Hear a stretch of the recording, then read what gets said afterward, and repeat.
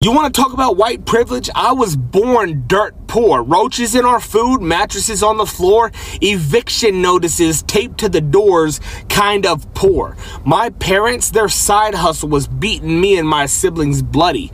I missed more meals than I can count. When we did eat, it was ramen, canned foods, or whatever we could steal from the gas station. There were 8 of us kids. Don't come at me like I grew up in some quiet backwoods town either.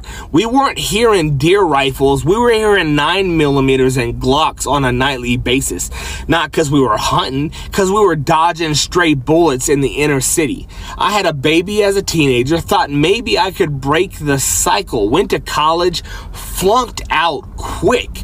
Life was swinging before I even had a chance to plant my feet. Then the military came knocking, promised me structure, a future, and a way out.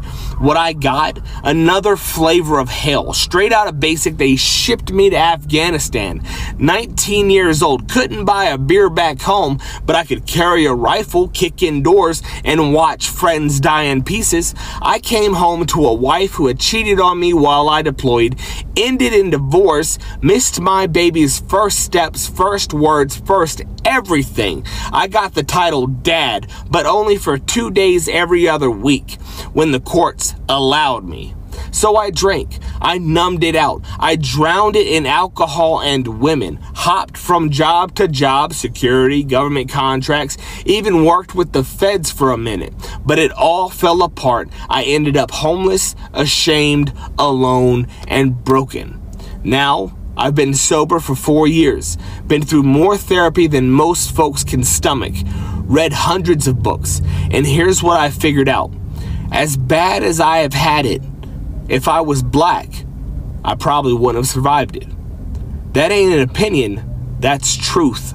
Black Americans make up 13% of the population, but 38% of the prison population. 1 in 3 black boys born today, they're expected to end up behind bars. That ain't by accident, that is policy. That's centuries of systemic racism passed off as justice. The 13th Amendment did not abolish slavery, it rebranded it. It says slavery is legal as punishment for a crime. That's why we got corporations making billions off of prison labor while folks inside earn cents an hour if they're lucky.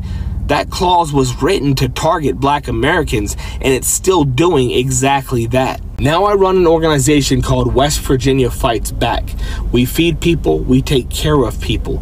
No strings, no red tape, no begging for scraps. We take care of our own because the government won't. My dream? A Fights Back chapter in every damn state. Abolish the prison industrial complex. Burn the cage down. Build something real in its place. Fred Hampton said, you can jail a revolutionary, but you cannot jail the revolution. This is not about shame.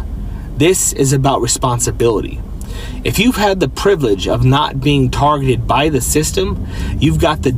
In America, there is a misconception about who is on welfare. Now, let me just say this. There is no one program in the United States that constitutes welfare.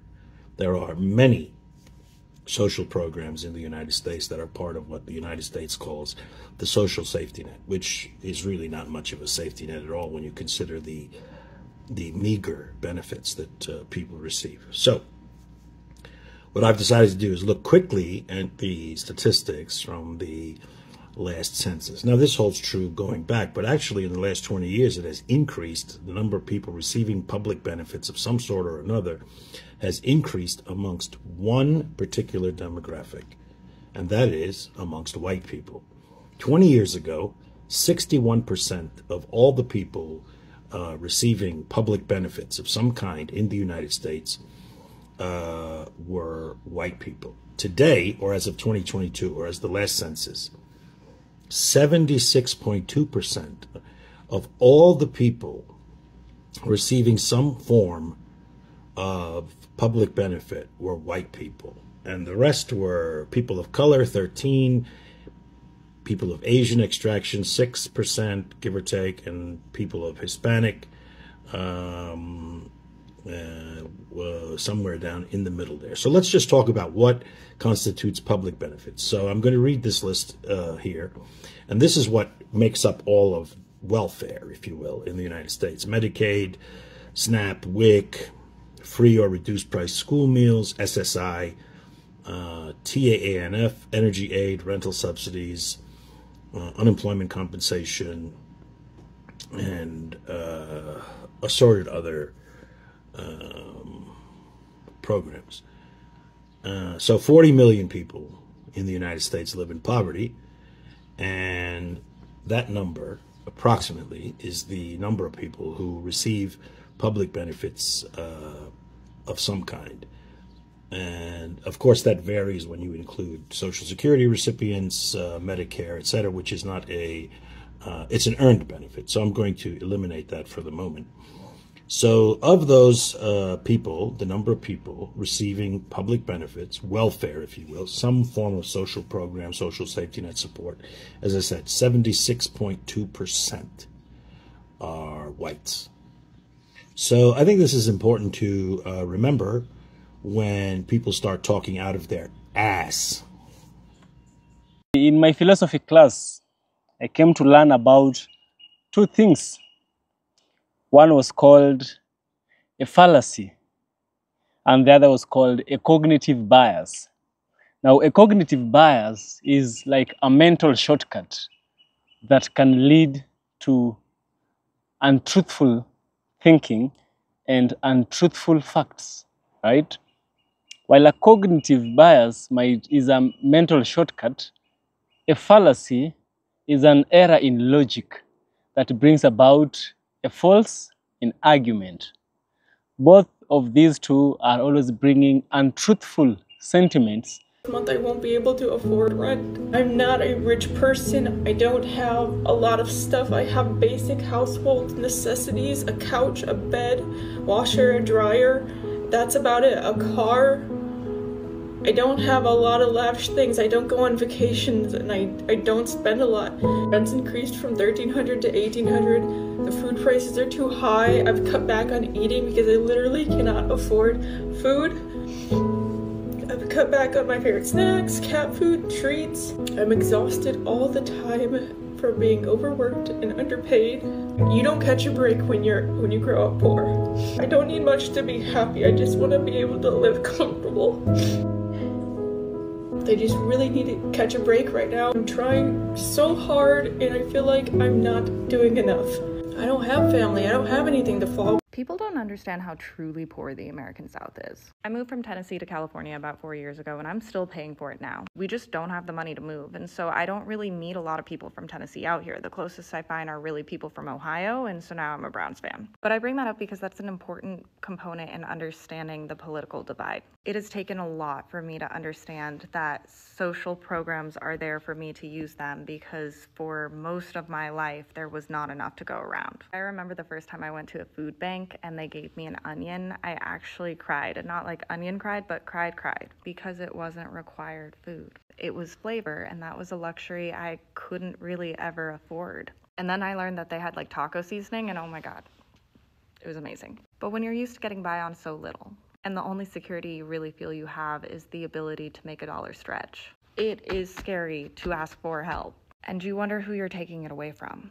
So when people take aid when they're destitute as opposed to like nearly, I think people can jump into judgment because they probably need the aid just as much as the person who received it, and they're scared it won't be there when they're long past needing it. And guys, there's enough to go around. At the root of crime is poverty. Crime is present in nearly all societies throughout history, so it's not just poverty. Some crime occurs because people just do crime. Greed can drive crime. But the majority of crime is driven by poverty and the conditions created by poverty. And though addiction affects all classes, at its core, addiction is also created by the conditions created by having an impoverished segment of society. The psychological drive to escape reality, things like social isolation, fear of losing social status, and feelings of powerlessness which come with having affluent parents. None of these things exist without the juxtaposition of poverty. Pause to read, but that's what makes bullshit like this. Poverty's traumatizing. Like, I've been struggling. Welcome to the struggle bus. Population me. I work in public health, and I work with individuals who live in poverty. It is what it is. I actually love my job. Love it. Would do it for free if I could afford to. I'm middle-class cheap girl here. You see my posts about middle-class cheap girl outfit of the day. I didn't grow up middle class. I didn't grow up middle class at all. And I'm not talking working class, middle class, broke. I grew up poor. Like, poor. Poverty is horrible. It's horrible. It is a horrible place to be. There was a period with my parents where we were homeless. We lived in a tent. We stayed in a crappy hotel. We sofa surfed. I was probably about 15 at the time. You know, the panic of when the car starts making a noise. How are you going to fix it? You know, how is mom going to get to work if the car breaks down? Because even though we don't have much, we will lose everything if mom can't get to work. You know, brother is sick. Mom has to go to work. She doesn't get sick time, so guess who's staying home from school with sick little brother? You know, and it's never ending. It's like there's no escape. You know, you'll take 2 steps forward just to have 3 things hit you in the face. You know, you'll save a little bit money to have whatever breaks cost 4 times of the amount of money you were able to save. And you have nothing. You have nothing. You have shoes falling off your feet. You live in Narnia up here, and it's freaking cold, and you don't have a warm coat, and your fingers turn freaking blue when you go out and wait for the school bus. And then you go to school, and the kids make fun of you because you smell bad, because you don't have running water, and you're hungry because there's no food at home. And you're worried about your brother who is at home because he's not school-aged yet. And you worry about your mom because your mom's with an individual who's mean to her. And you worry about when you get home, are you going to have to listen to your stepdad talk to you about how stupid and lazy and no good, worthless you are, while your brother's running around naked, eating a can of cream-style corn because it's the only thing that was in the house, and the heat isn't working in the house because nobody got the fire going, and all the firewood is still outside soaking freaking wet. So when you do climb it in with your no gloves and your no boots and your shoes that are falling off and your coat that isn't warm enough, you can't get the freaking fire started because the wood's still freaking wet. So you have an electric stove that you turn it on to heat with, and it doesn't really warm things. Then you finally, at the end of the day, climb into bed, and you feel something weird under you, and you look down, and there's a freaking mouse in the bed, because the mouse is just trying to stay warm, too. So it climbed under the covers. And it's every day. Every day. There's no end. It's over and over and over, and there's no end. And it's like you're on a hamster, just running on a freaking hamster wheel, and there's never going to be anything different, and there's never going to be any change. And that is poverty. That's poverty. And I'm very thankful to be a broke middle-class girl right now. You know, the groceries are pissing me off, but we have food in our belly. Tonight, made a zucchini chicken mushroom dish over rice, homemade Chinese food. I'm sad because I'm craving, like, takeout Chinese food. But we have money to make homemade Chinese food and skills to make homemade Chinese food. But just being in that conference just rips off the scab that is still there of poverty. The traumatizing scab of poverty. And I know most of the people I grew up with are still there. So I feel guilty, too, for leaving poverty. I feel so blessed that I had the chance to go to college and marry somebody who took care of us, who was a partner in life. But so many people I went to high school with never left it.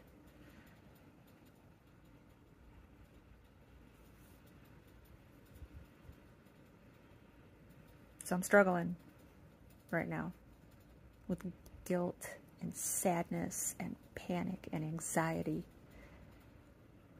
from American poverty. Now, the fallacy that makes Africans think this way is called the hasty generalization fallacy. It's when Africans think that because of one or two white people they have experienced, that all white people are now rich. It's a very, very big thing. You might think it is a small one, but it's very, very bad.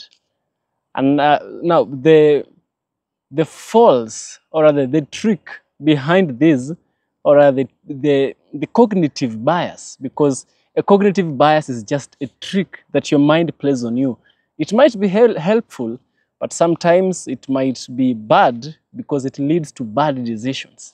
Like Africans leaving Africa and running over there because someone somewhere is counting money in their house or whatever, and they're telling you this is how it is. Now, with this one, the cognitive bias is called outgroup homogeneity bias. Outgroup homogeneity bias is just the same thinking that because you've interacted with one or two, you think now the whole is the same as the few, right?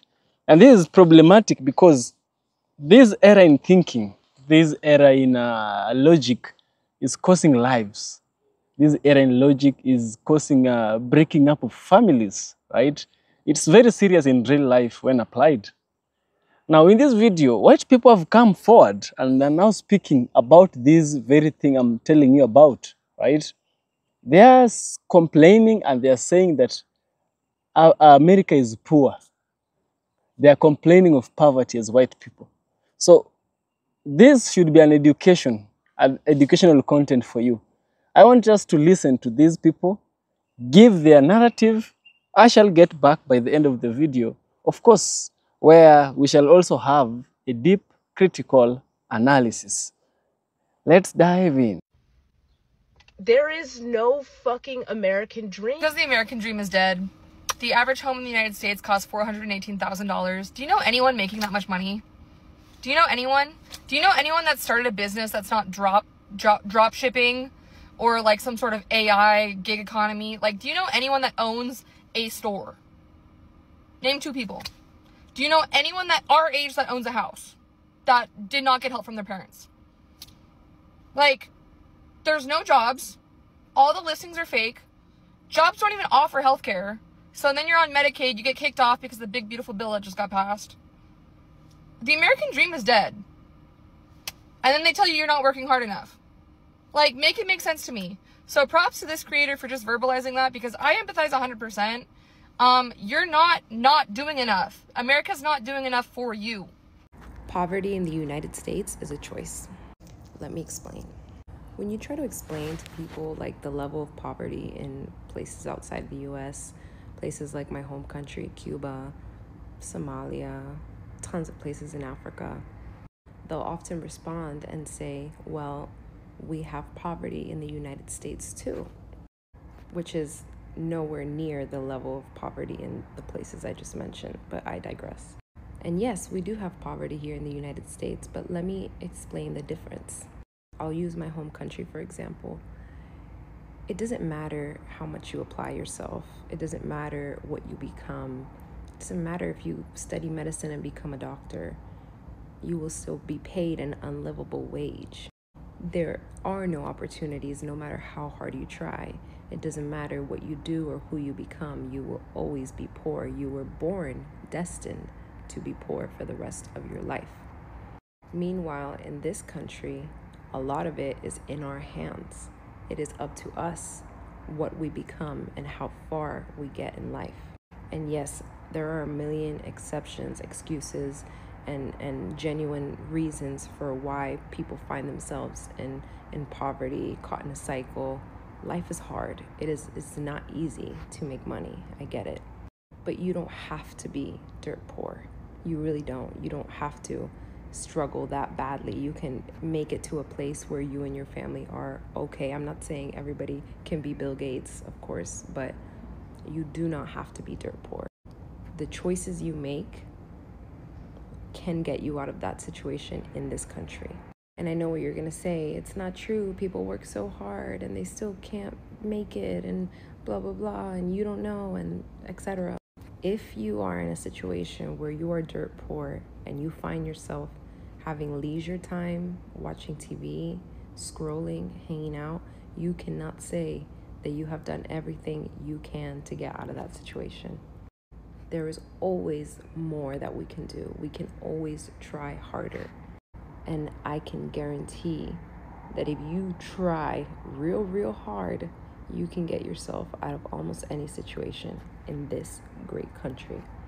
And that is why I say extreme poverty is a choice. Is anyone else completely sick and tired of living in America where you're expected to work your entire life? Like, we are not here to work. Our jobs are not our lives. Our jobs are not our purpose. Like, everyone asks me, like, what's your job? What are you doing with your life? Like, I'm just trying to save enough and get passive income so I can go travel the world and start my life. Like, everyone thinks their purpose is to work. Like, you get done with high school, then you go to college for 4 years, then you're $30,000 in debt, and then you're trying to find a job just so you can pay off that debt over the next 3 years. And then what? Then you're making enough money just to pay your mortgage and afford groceries and then pay for kids. And then before you know it, you're 60 and you're retiring and your body hurts because of your job and you didn't do anything that you wanted to do. And that's our life.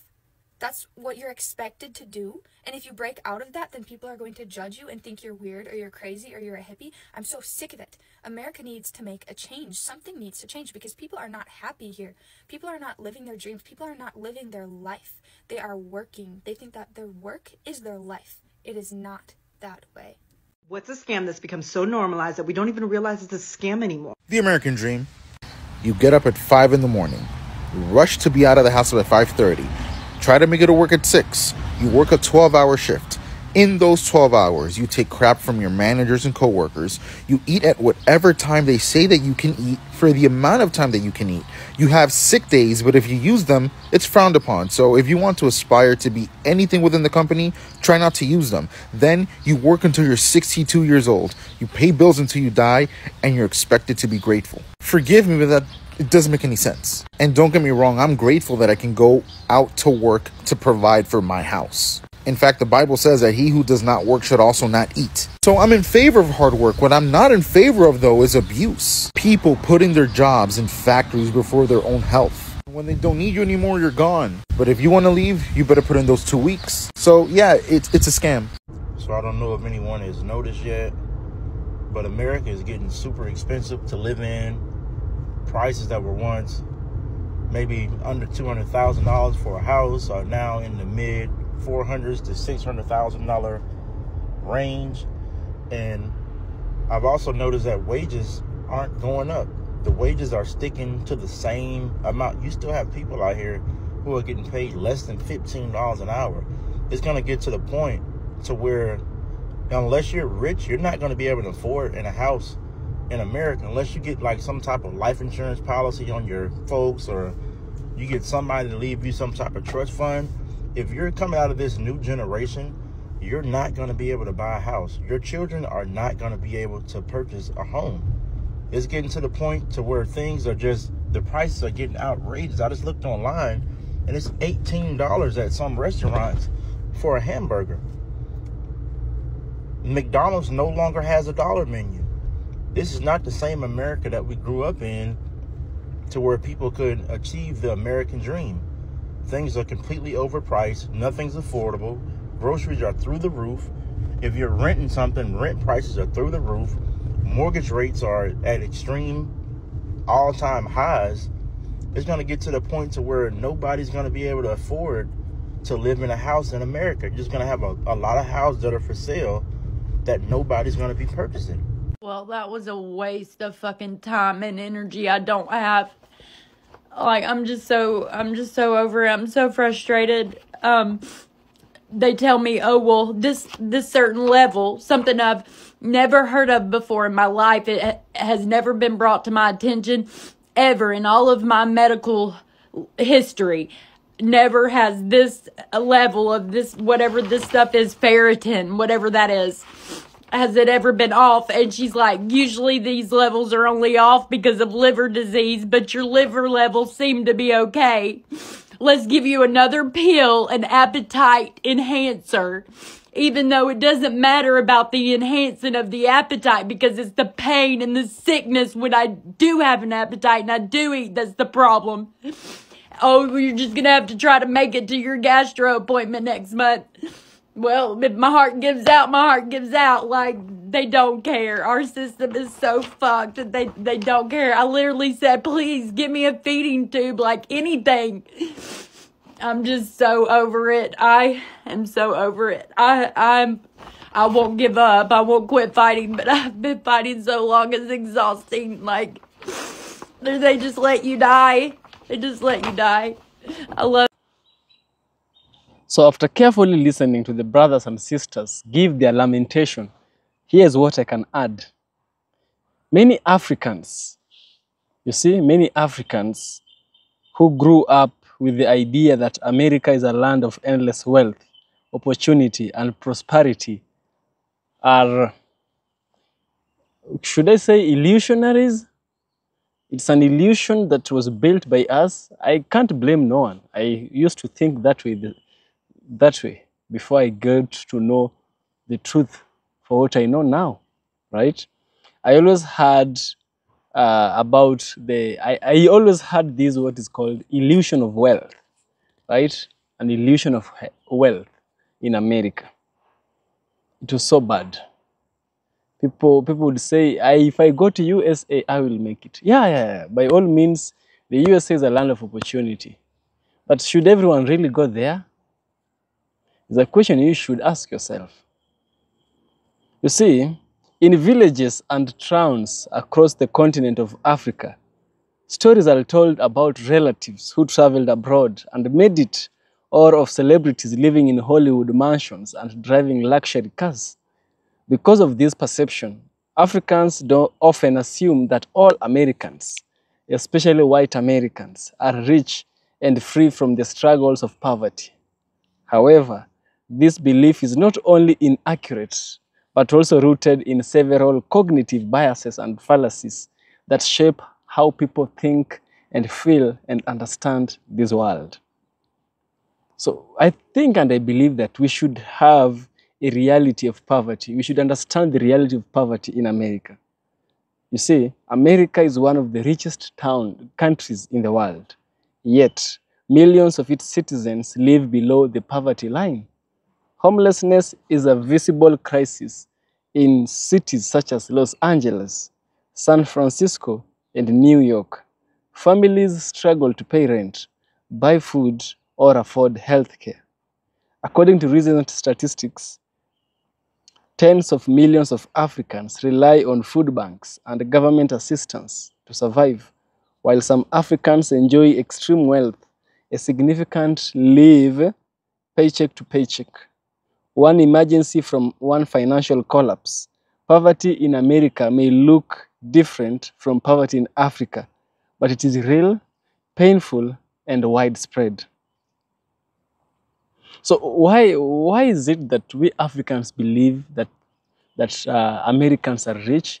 I told you, first of all, it is a cognitive bias. This cognitive bias is a mental shortcut. This mental shortcut was made possible by what the media was selling us. The media would sell us this news, that news, always showing the positive side.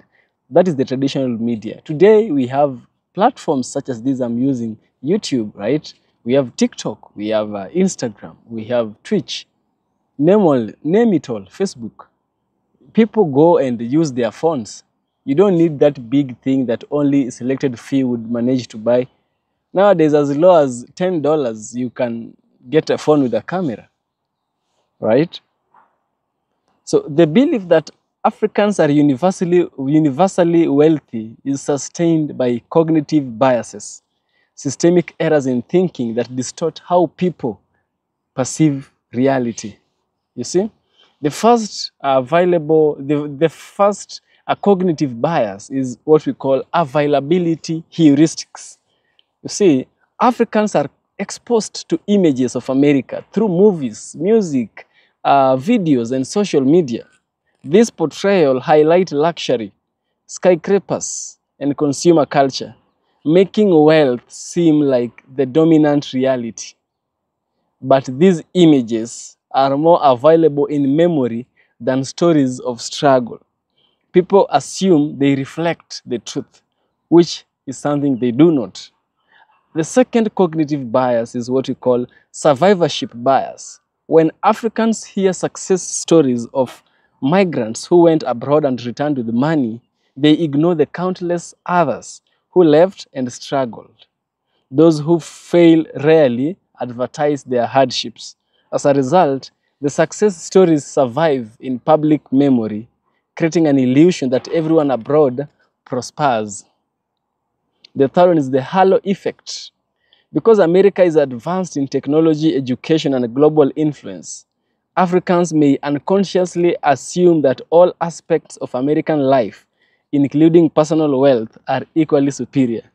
This bias prevents people from separating national strength from individual struggle, right?